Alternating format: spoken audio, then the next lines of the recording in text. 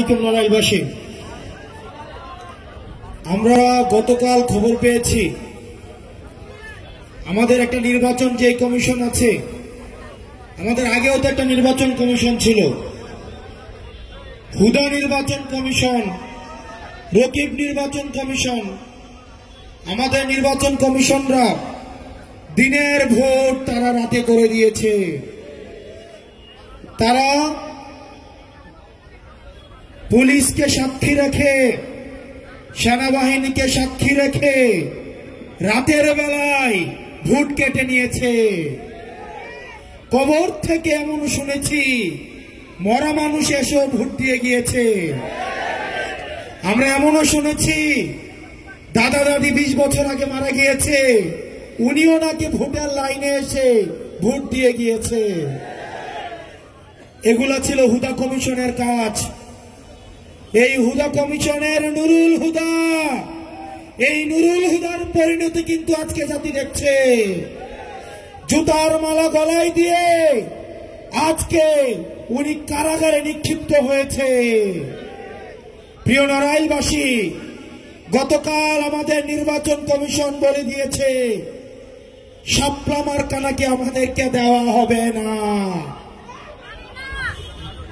প্রিয় নড়াইলবাসী, আপনারা জেনে থাকবেন তারা মিটিং করেছে আজকে, কিন্তু মিটিং হওয়ার আগে গতকালই তারা ফলাফল জানিয়ে দিয়েছে। অর্থাৎ ভোটের আগের ফলাফলের মতো আমাদের নির্বাচন কমিশন এখন মিটিং এর আগেই তারা ফলাফল জানিয়ে দেয়। আমরা ধিক্কার জানাই এই নির্বাচন কমিশনের দ্বিচারিতাকে। তারা মিটিং করেছে আজকে, তারা কিভাবে গতকালই তারা ফলাফল তারা জানিয়ে দেয় যে তারা শাপলা মার্কাকে তারা দিবে না। আপনাদের রিমোট কন্ট্রোলটা কোথায় সেটা কিন্তু আমাদের জানা আছে। প্রিয় নির্বাচন কমিশন, প্রিয় নির্বাচন কমিশন,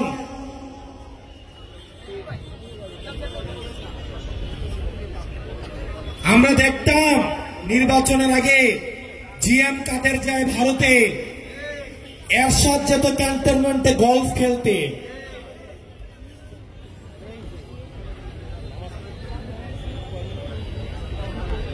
জিএম কাদের ভারত থেকে এসে বলতো যে আমরা সরকারের সাথে কথা বলে সিদ্ধান্ত নিব যে আবার আমরা সরকারে থাকবো নাকি বিরোধী দলে থাকবো।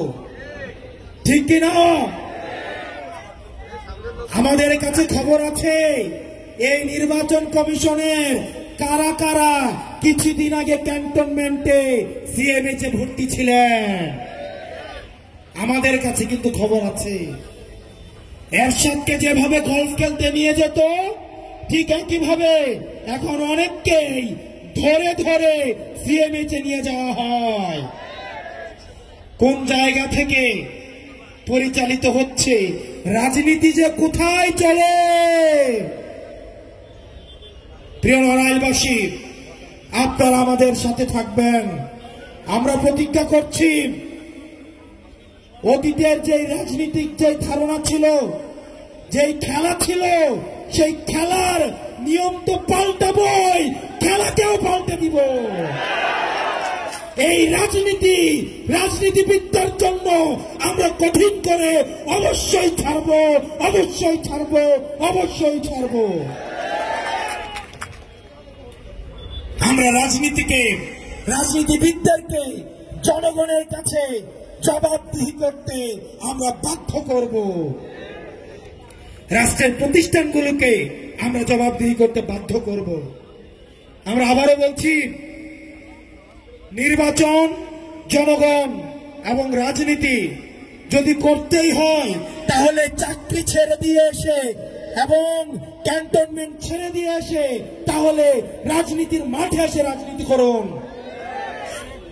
গলফ খেলিয়ে, হসপিটালে ভর্তি করিয়ে যারা রাজনীতিতে যারা ইন্টারফেয়ার করার চেষ্টা করছেন, আপনারা ফাউল করছেন, খুব শীঘ্রই আপনারা রেড কার্ড দেখবেন। প্রিয় নড়াইলবাসী, আপনারা ভালো থাকবেন, সুস্থ থাকবেন। আপনাদের সাথে খুব শীঘ্রই আরো দীর্ঘ লড়াইয়ে আপনাদের সাথে দেখা হচ্ছে। আসসালামু আলাইকুম ওয়া রাহমাতুল্লাহি ওয়া বারাকাতুহু।